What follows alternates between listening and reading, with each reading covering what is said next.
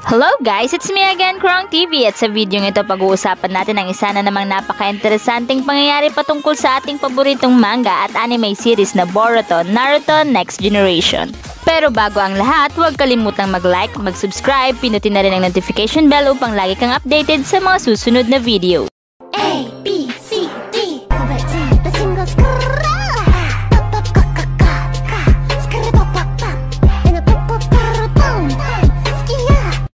Sa video ito, pag-uusapan natin ang mga bagay nga patungkol sa Sage Mode ni Hashirama Senju. Kung saan nga ba ito nanggaling o kung saan nga ba niya ito natutunan. Ang Sage Mode nga ay isang empowered state na nagagawa sa pamamagitan ng blending ng natural energy with chakra, creating Senjutsu chakra. Ito ay binibigyan ng kakayahan ang user to tap sa natural force. Usually, sa Naruto, kung mapapansin, natututunan ang Sage Mode sa dalawang lugar, sa Mount Myobuko ng mga Tots at sa Ryuchi Cave ng mga Snake. At dapat ang user ng Sage Mode ay nagtataglay ng extreme chakra levels.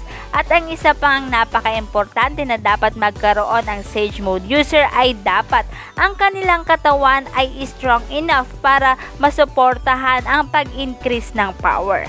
Ano nga ba ang nagbabago sa user once na siya ay nasa Sage Mode na? Una, ang kanyang physical strength, speed, stamina, reflexes, perception at ang kanyang durability ay na-enhance. Ikalawa, ang ninjutsu, genjutsu o kahit ang taijutsu ng user ay magiging mas malakas pa. Ang ikatlo ay kaya nitong mamanipulate ang natural energy.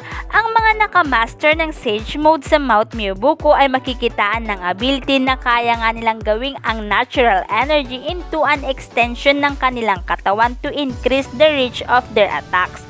At sa mga nakamaster naman ng Sage Mode sa Ryuchi Cave, makikitaan naman sila na kakayahan na maggamit ang natural energy to breathe life into organic substances at kontrolin ito.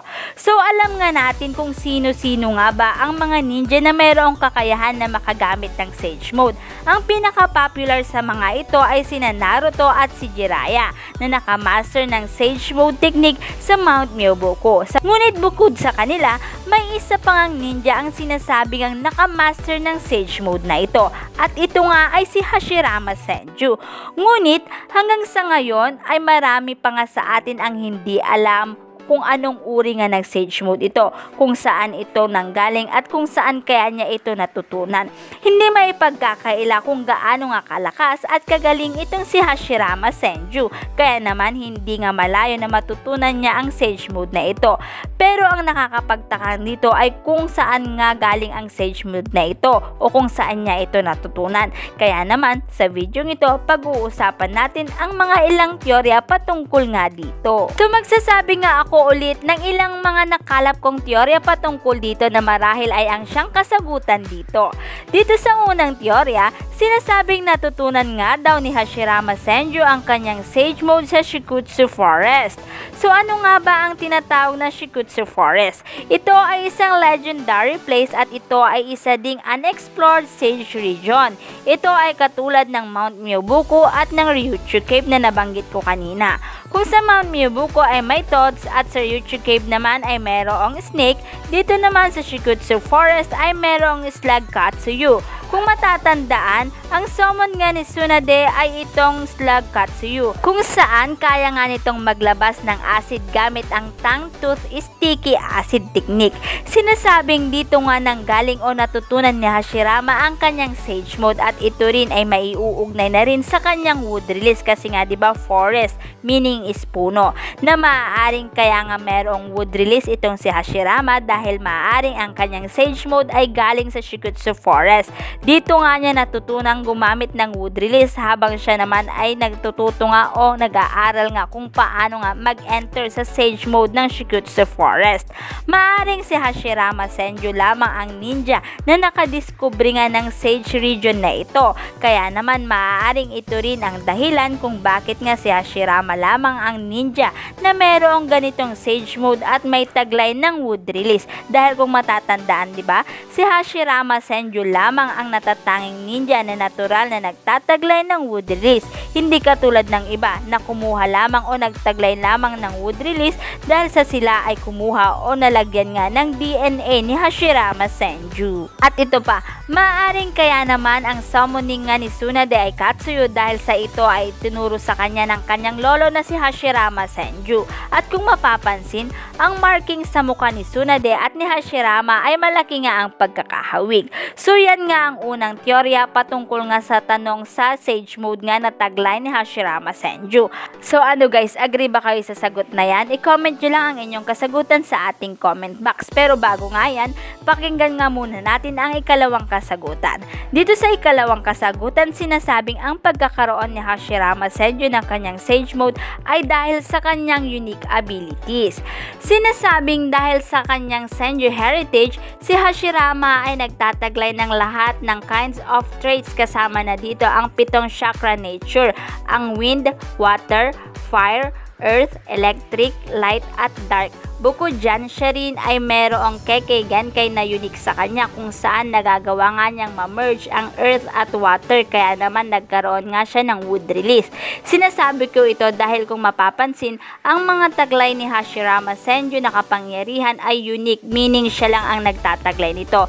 Ito ay dahil din sa kanyang unique ability at sige, isama na nga natin dito ang Senju heritage. So dahil dito sa lakas na taglay ni Hashirama, maaring nagawa nga niyang makakreate ng chakra nature at dito na nga na-develop din ang wood release.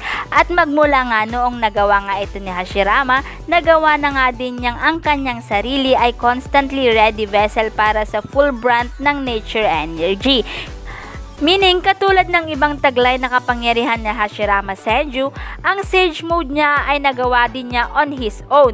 Hindi siya gumawa ng contract. Walang nagturo sa kanya. Meaning, si Hashirama is nature chakra, the living embodiment ng will of fire, ang will of chakra na makakreate at sustain. So, to make the story short, sinasabing si Hashirama ay nakagawa ng kanyang sariling Sage Mode dahil din sa kanyang strong chakra and unique traits. So, yan nga guys ang ikalawang teorya. Ano sa tingin nyo? Agree ba kayo dyan sa ikalawang teorya? I-comment nyo lang ang inyong kasagutan sa ating comment box. Pero bago nga yan, ay dumako naman tayo dito sa ikatlong teorya. Dito naman sa ikatlong teorya, sinasabing itong Sage Mode na ito ay may kinalaman nga sa monkey. Kung mapapansin, ang mukha ni Hashirama Senju ay may pagkakatulad sa Monkey King Enma, ang summoning nga ng ikatlong Hokage na si Hiruzen Sarutobi. Bukod dyan, ang signature attack nga niya ay to summon na may kinalaman nga din sa puno o sa forest.